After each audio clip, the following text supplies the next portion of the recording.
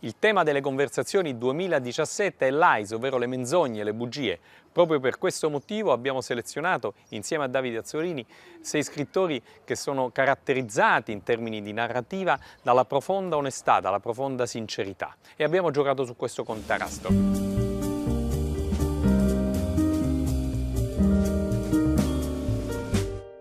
The novel, which is the art form that I'm the most interested in, is always tracing a vector between pre-existing literature, which I would classify as lies, and open-ended reality, which is the truth. And because you can't just describe open-ended reality as it is, you have to sort of encode it in literature while not trying to go too far from the truth.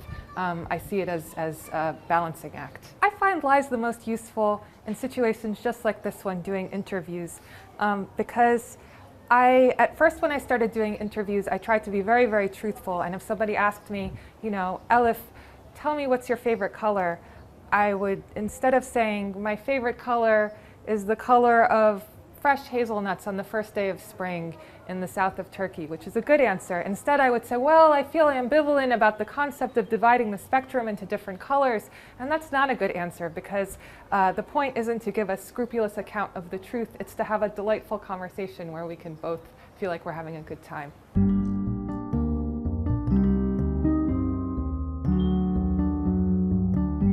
The novel form, invented by Cervantes, is an inextricable synthesis of lies and the truth, which comes from lived experience. Without old romances and artifice and lies, we simply have no way to digest unmediated reality. We don't have any way in. Every novelist is two people, a liar in love with old books and a truthful chronicler of windmills and neighbors. Literature lies without stopping, but it never gives up on telling the truth. Thank you.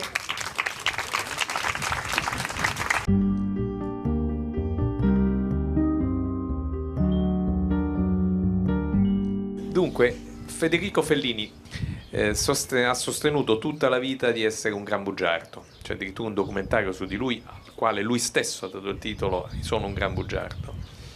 Ma oltre a dirlo e probabilmente a professarlo, lui ha sostenuto che questo modo di essere, queste bugie continue, erano essenziali per la sua arte, come se avesse bisogno di mentire, che è qualcosa di più di quello che hai detto tu nel tuo bellissimo saggio. Cioè la bugia come necessità per creare qualcosa che poi magari è bellissima. Fellini, like Babel, the author who said, I was a boy who told lies, he's basically a self-mythologizer. I mean, so many of his movies seem to be based on obsessions that were from his real experience as a child already, and it's the same with Babel. And I think, you know, having recently published an autobiographical novel myself called The Idiot, because I liked the idea of having an autobiographical novel called The Idiot, there is a tendency to want to carve out extra distance between yourself and the autobiographical fiction, just to prevent people from making the too easy, prevent people from collapsing them together too easily.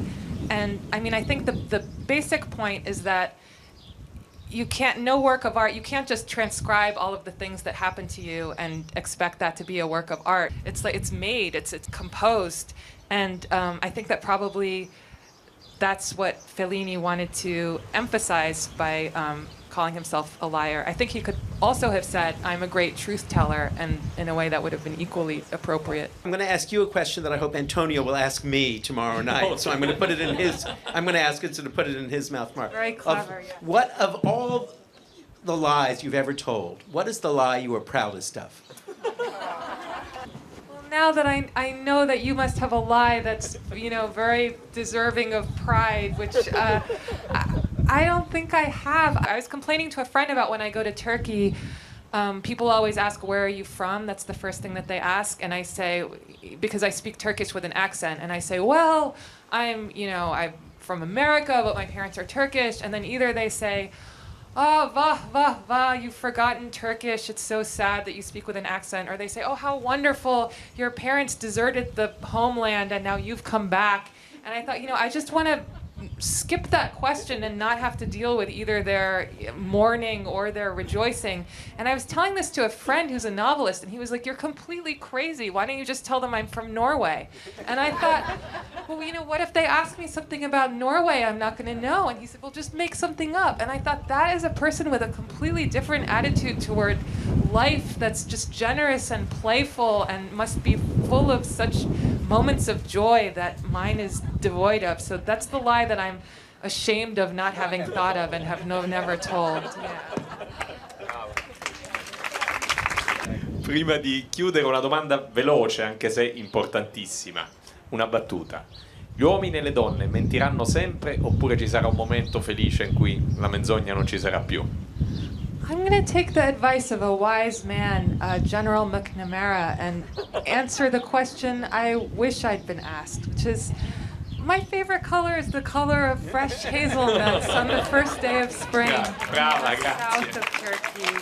Bravissimo.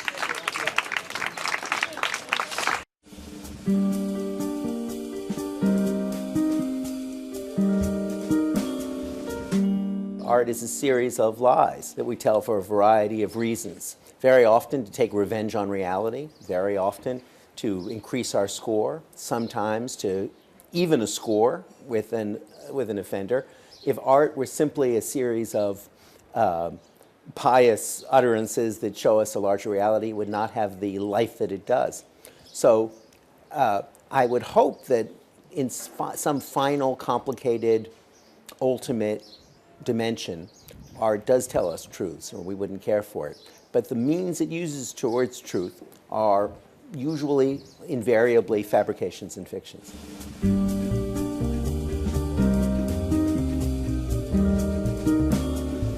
Philosophers like to say that with most things, there's the easy problem and the hard problem. When you talk about the problem of consciousness, you say the easy problem is how we're able to navigate in the world with thoughts and feelings and interactions. The hard problem is how we know that we're navigating. The problem of self-consciousness is the hard problem. With lies and life, it seems to me the easy problem is the problem we've been discussing so far. And that's the problem of lies in literature, lies in art. Because we all know the piety that literature and art are lies that tell us a larger truth or a higher truth. Ma insomma, l'arte, secondo te, e la letteratura in particolare, è una forma di menzogna o una forma di verità? Obviously, fatuously, both at once. We tell lies, we hope, in order to convey a larger truth. But the truth is that the engine, the motive, is usually fabricated and fictional. That the thing that our muses speak to us in falsehoods most of the time, all of the time, actually. And that I think that the ability, when we think about anyone who has an artistic gift, it's inseparable from the ability to fabricate a story, to tell a story. If you have children, you know that it's, we had our daughter Olivia, when she was 3 years old, invented an imaginary friend named Charlie Ravioli. And the thing that was distinctive about Charlie Ravioli was that he was always too busy to play with her, because she was growing up in New York City and that was the material of her life. So as soon as she made up this imaginary playmate and told us this fiction as though it were a fact, I knew that she was bound to be a writer when she grew up. So the art of, or the instinct to make something other, to organize your experience in a fictional way in order to convey an essential insight about it, that's the artistic impulse. And we piously say, oh, but it's in the pursuit of a larger truth. But the human motive is usually to create the fiction. Nel pezzo che hai scritto nel libro affronti anche le fake news, le false notizie, le notizie false che propala spesso l'amministrazione attuale statunitense, che è addirittura arrivata a coniare la verità alternativa.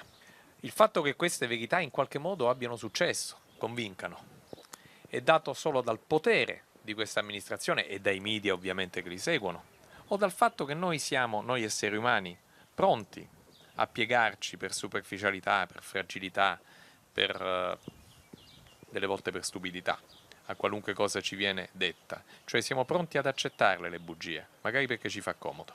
Well, three things. First, no one is fooled. No one is fooled. So it's when we protest indignantly about alternative facts or calling things that we know to be true fake news, no one is deluded by this. In other words, there's no one who's saying, oh, I believe that what you're saying, there were 3 million more votes for Trump, or that the crowd was bigger than it looked. What it appeals to is not so much that the capacity of malevolent liars to delude people. It's much more about our tribal instincts, which make us, as a sign of our allegiance to the leader of our faction, our party, our tribe, say, I will accept anything you say, knowing that it's not so. That's one of the ways in which authoritarian leaders always test their following. They say things that the following knows, that the followers know not to be true, and it's not intended to be delusional, it's intended to be sacramental. It's intended to be to say, will you follow me even if I tell you something that you know doesn't correspond? Se si scoprisse un meccanismo per evidenziare le nostre bugie, penso al naso di Pinocchio, il mondo sarebbe migliore o peggiore? Well, Pinocchio is one of my favorite fables. I think it's one of the great works, greatest books in Italian literature that I know. But part of the point of Pinocchio is that his nose grows before he becomes human. That it's a mechanical device. That it's not available to him once he becomes a living boy. And the point I've always thought is that if we could be mechanized, we would have those easy signs. But we don't. We're not mechanized, so we don't. If, and the point I was trying to make today is, if that were possible for living human beings, all of us would have noses like Cyrano at every moment in our social lives. We wouldn't be able to avoid it. We'd be a species of Cyranos.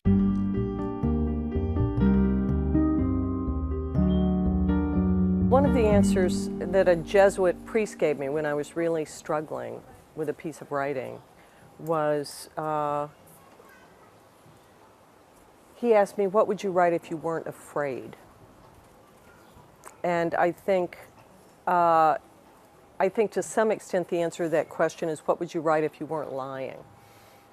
Because I think, that fear of being known and being seen, which affects us all in the world, or that sense of shame, I think that shame makes us untruthful. And I would say 95% of the misery in my life comes from from a self-deceit that led to not lying, like saying I was in Positano when I was in Capri, but thinking I understood someone's heart when I didn't.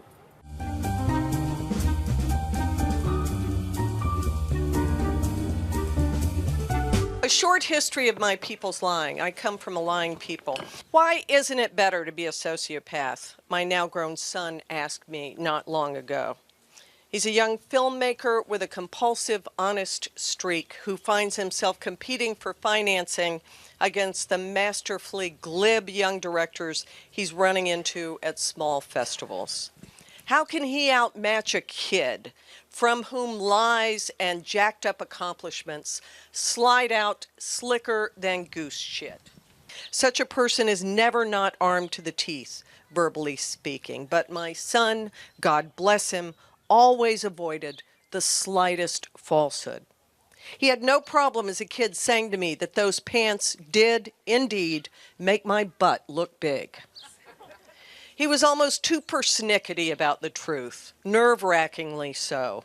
The doctor measured him at 6'1.5". I made him 6'2" in a poem. He scolded me. That's a lie.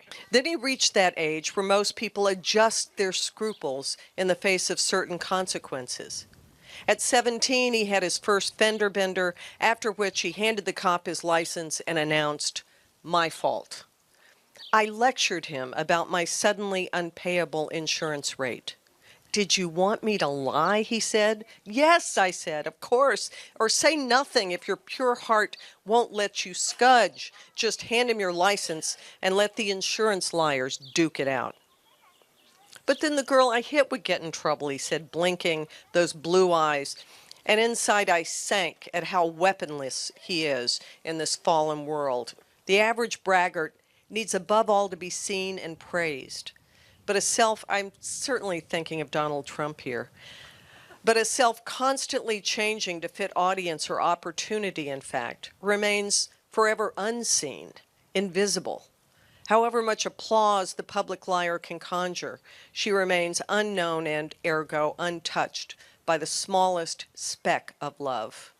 How much more blessed my son is, I think. He wears the effortless armor of no armor. I give thanks for the grace of his honesty and pray the phonies he runs into never infect him with their soul-destroying ailment. There's a crazy freedom in knowing he can't be any other way. Amen. Grazie Mary.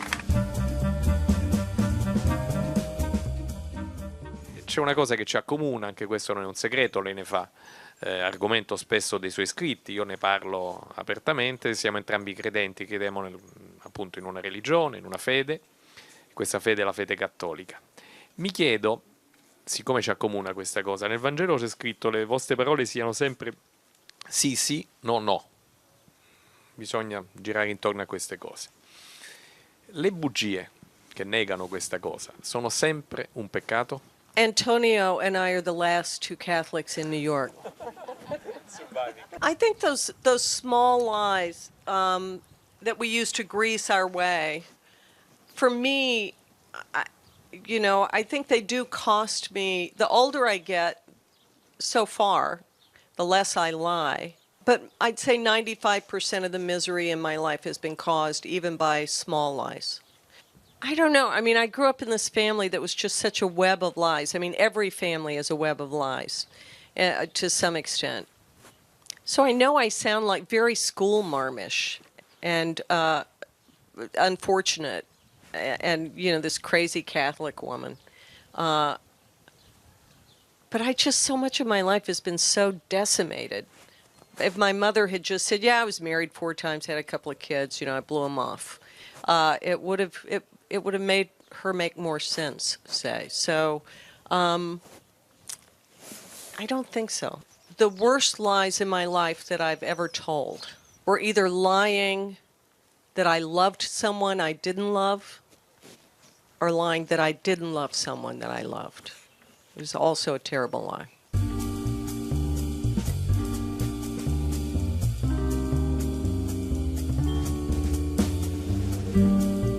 I think I lied to myself for many years that I was not going to become a writer because I come from a background in India in which no one I really know is an artist. And I actually felt a great deal of shame in declaring myself a writer. I thought I had to do something that a good young Indian male would do, become a doctor, a lawyer, or engineer. And I kept saying that writing was just a thing I was doing on the side. And what was good about that is it disarmed my parents. My parents were never worried I was going to become a writer because I was waffling so much. And I think that by the time, many years had passed, I'd finally become a writer. It had been so gradual that no one had been able to stop me.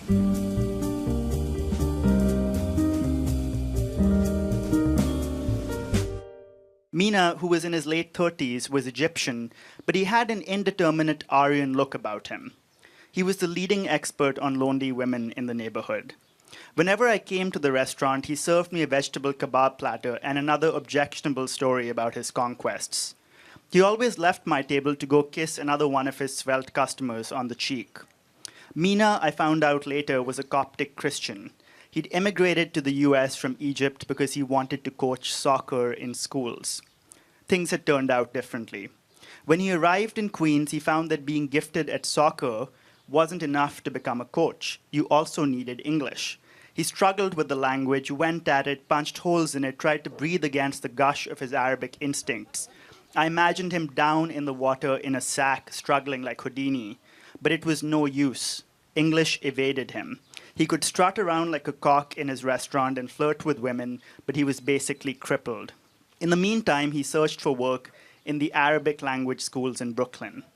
And here too, like a cruel joke, the same prejudices he must have fled in Egypt asserted themselves.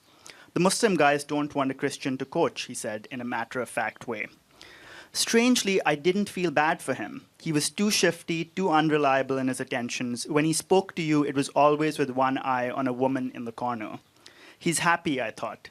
Yes, he's lying. He's mourning soccer because it makes him a tragic figure, but really he's quite happy. On my block, there was even a wireless network worshipfully named after him. Then, one day, long after the Arab Spring had ended, I asked him how things were back home, whether he planned to return. Maybe, brother, he said.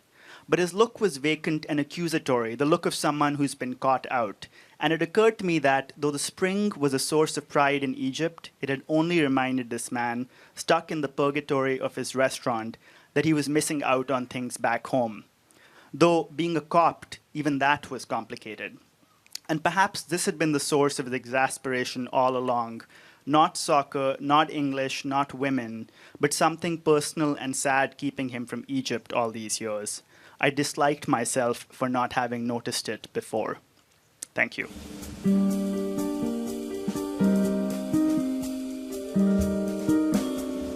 Questa domanda non ha a che fare tanto con la bugia, ma con l'illusione, che peraltro è la forma più crudele di menzogna. Ed è una citazione da Tolstoi, dalla sonata Kreutzer. Lui dice: è stupefacente come sia completa la disillusione o la rivelazione deludente che la bellezza sia anche bontà.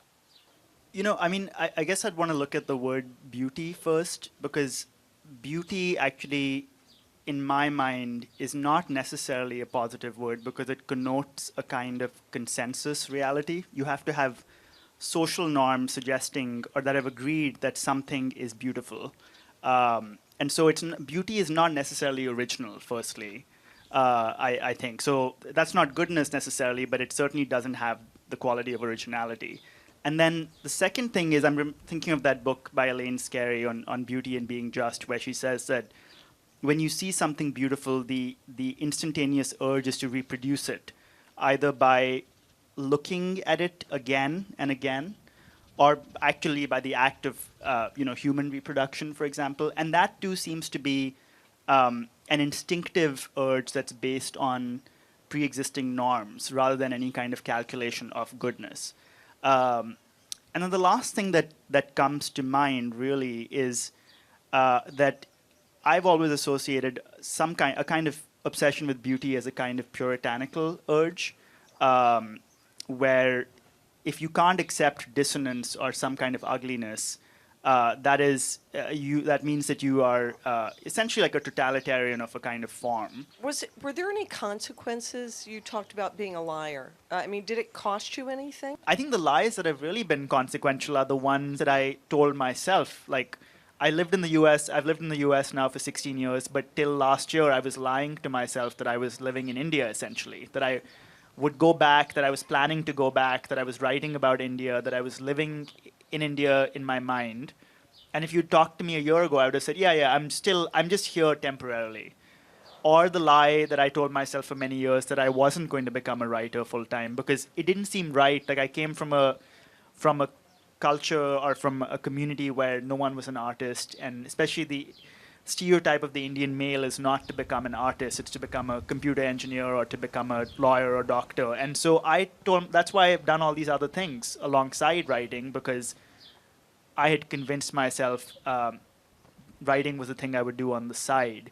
And it was damaging, and it was great in some ways because I had all these experiences, but it was damaging in the way that being torn and confused about anything is damaging, where a lot of your psychological energy is going into navigating this pendulum swing of anxiety.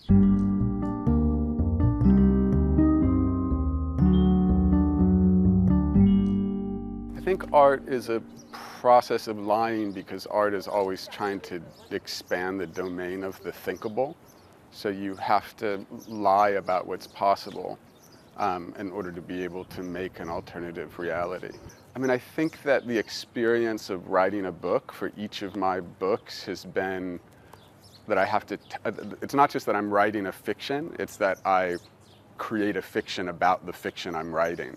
I have to pretend that I'm writing a book before I actually believe that it's necessarily true in order to have the confidence to dig into the project with the right kind of intensity.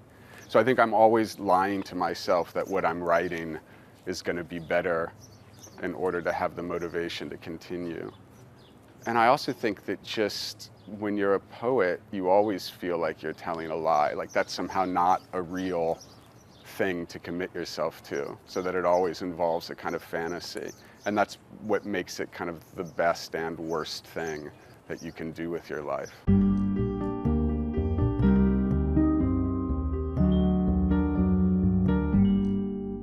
Did you wash your hands? I ask my 4-year-old daughter when she returns from the bathroom. Yes, she lies. I would have heard the water running in the sink. Are you telling the truth? I ask her. Yes. I didn't hear the water, I say. I touch her hands, and your hands are completely dry. I was just joking when I said I washed my hands. It's important to tell your dad the truth. I did wash my hands, she lies again, but this time in Spanish, as if transposed into another language the falsehood might be true. It's important to tell your dad the truth, I say in Spanish. Dada, she says in English, as if settling the matter, your Spanish is not so good. Wittgenstein was fascinated by what he called Moore's paradox, what to make of a sentence like, it is raining, but I don't believe it is raining. Can such a sentence make sense? Can such a sentence be true? I asked my daughter to look out the window and see if it is raining. Yes, it is raining, she lies. We will not be able to go to school. We're going to school either way, I say, walking to the window, and it's not raining. I don't feel like going to school, she says. That's okay, love, but we need to go. I feel like it's raining, she says.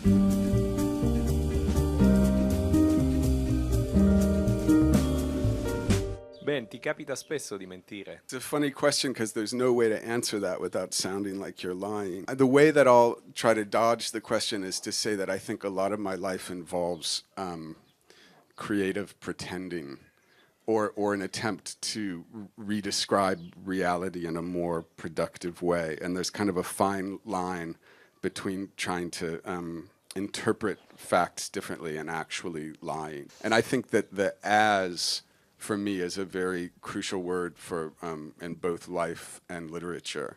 The power to redescribe something, to invite someone to see something as something else, the way, you know, John Cage asks you to hear silence as music.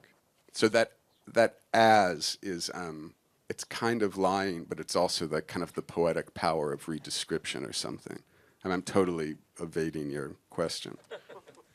In questi giorni molti scrittori che si sono succeduti su quella sedia hanno detto che l'arte è una serie di menzogne o di invenzioni costruite per cercare una verità più grande. Tu sei d'accordo su questo? You know, I mean, I think that you have to be able to imagine possibilities before you can realize them. So part of the function of the lie of art is to kind of extend the domain of the thinkable. And that involves creative pretending, that involves projection. But that imagination of alternatives to the merely real is also a way of disclosing new truths. And the really dangerous lie, I mean, we were talking about this a little bit, the really dangerous lie, I think, is the lie of the ideologue that says nothing is possible except what's already real. Ci racconti se è successo nella tua esperienza di vita, in particolare nella carriera, di aver detto una bugia, una menzogna che poi ti è stata molto utile? I mean, for example, in teaching, I mean, I often, well, it's back to the word as, like I'm often presented with like a text someone has written and I don't really see much to it, but I pretend. I mean, I read it as if I were already convinced that it was full of possibility, and in that process of creative pretending, you can discover possibilities and tendencies that you can unfold. For me, what I often get interested in is looking at a work of art and trying to imagine, not just having an immediate experience, but trying to project myself into the experience of other people. And sometimes I think that makes me a fraud, but at other times I think that's kind of the beautiful intersubjective social nature of art, that you're looking together, that you're trying on different modes of vision that weren't necessarily true for you at the beginning of looking. Viviamo in un periodo in cui sono stati coniati termini come le fake news, o quantomeno sono stati diffusi smisuratamente, o la verità alternativa. E tu ritieni che in questa diffusione innanzitutto ci sia una responsabilità maggiore da parte della politica o dei media? I don't know who's more to blame. I mean, I think they reflect social sicknesses. I think they reflect generations at this point of both politicians and mainstream media speaking a kind of language that corresponds in almost no way to the reality of the planet. I think it's really important to recognize that there is a truth that Donald Trump speaks. It's the truth that Donald Trump represents is the truth of the bankruptcy of the political discourse, right? Like, other people sometimes still pretend that that mainstream American political discourse makes contact with reality, and Donald Trump doesn't even pretend. But this idea that politicians, that what the far right in America is doing is proclaiming the truth of the bankruptcy of a language, and it falls to other people to try to produce a language that can actually make a more generative contact with the reality we're living in. Like, it's not just that he's crazy or stupid, it's also that he's proclaiming the craziness and the insanity of a certain cultural moment.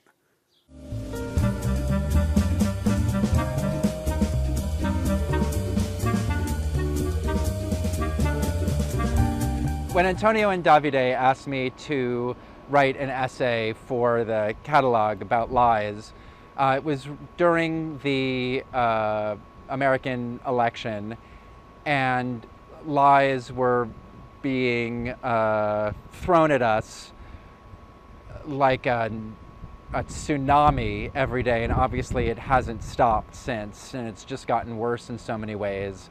And I could not write an essay about lies. I could not sit down and start putting down ideas about what lies meant to me. It hurt too much. I felt like I was watching my country disintegrate. I felt like I was, I felt like I was drowning. And I wrote to Antonio. I was like, Antonio, I don't think I could do this. And I finally remembered I could draw. And so I thought, if I can't write what I'm thinking, maybe I can draw something. And I thought, if I can't do something about lies, maybe I can do something about the truth. When it turned out that I was unable to go to Capri because I became ill, and there's a part of me that thinks I may have become ill because I could not deal with the thought of answering these questions about lies that I'm doing right now, I was in bed with a fever for a couple of days, and I finally rose up from my bed knowing that I was not in Capri where I wanted to be, and I finally wrote all of this down and sent it in to Davide and Antonio for them to read in my stead. So in a way, it was out of this feverish bed that I rose up and was finally able to answer these questions about lies.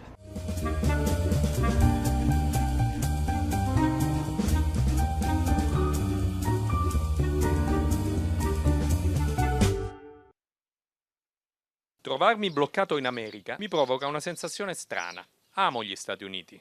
Sono sempre stato fiero di essere americano, e lo sono ancora, malgrado la storia contraddittoria e conflittuale del mio paese. Ho sempre amato il fatto che l'idea di America implicasse concetti come libertà, rispettabilità e speranza, e per quanto possa sembrare ingenuo, percepisco ancora queste parole come profondamente connesse con il mio paese. Per molti aspetti sono queste parole che ci hanno portato fino a qui. E adesso serpeggia un timore nauseabondo che anche questa facciata, seppure di facciata si tratta, stia crollando o quantomeno si stia incrinando e che al suo posto potrebbero eriggersi proprio quelle cose contro cui i nostri ideali hanno lottato così a lungo. La tirannia, l'oppressione, la dittatura, che trovano tutte le strade spianate grazie a una serie di menzogne. Il tema di questo weekend sotto il sole di Capri.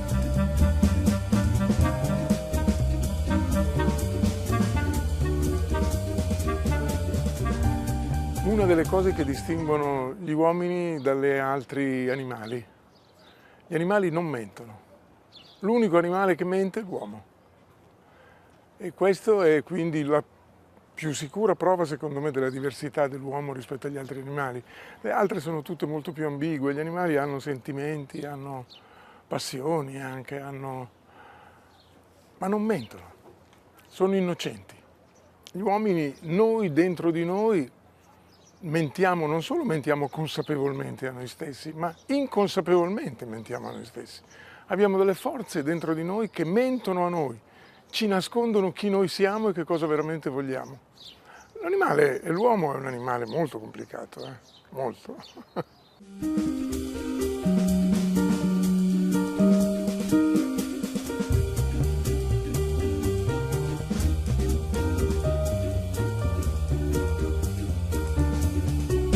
È un campione del pensiero occidentale. Mente perché bisogna mentire. Tutti noi mentiamo perché bisogna mentire. Cioè, adesso qua dentro alzi la mano chi non mente. Voglio dire, voglio vedere chi osa alzare la mano. Ma Ulisse è un mentitore nel senso, nella più lineare tradizione del pensiero occidentale. Certo, lui deve far fuori, è determinatamente certo che farà fuori tutti i proci, va avanti per 12 libri dell'Odissea per farli fuori. Cioè, l'Odissea è fatta di 24 libri, metà di questi 24 libri sono lui che ordisce tutta la cosa, che fa finta di essere un miserabile, per poterli alla fine ammazzare tutti. Questo è il suo obiettivo. È il pensiero occidentale nella sua forma più semplice, chiara, determinata ed efficace anche, no? Tant'è che alla fine ci riesce. Con l'aiuto di Atena, che non è piccola cosa in questa impresa, però alla fine ci riesce.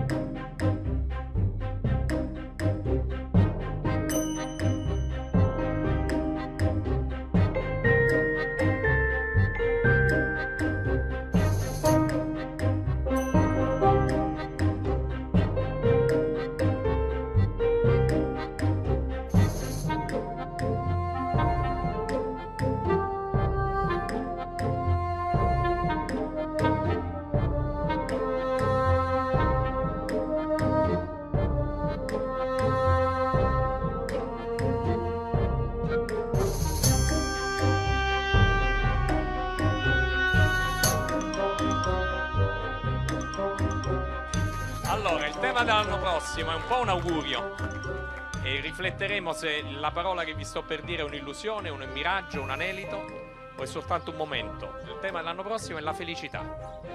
Ci vediamo l'anno prossimo, grazie.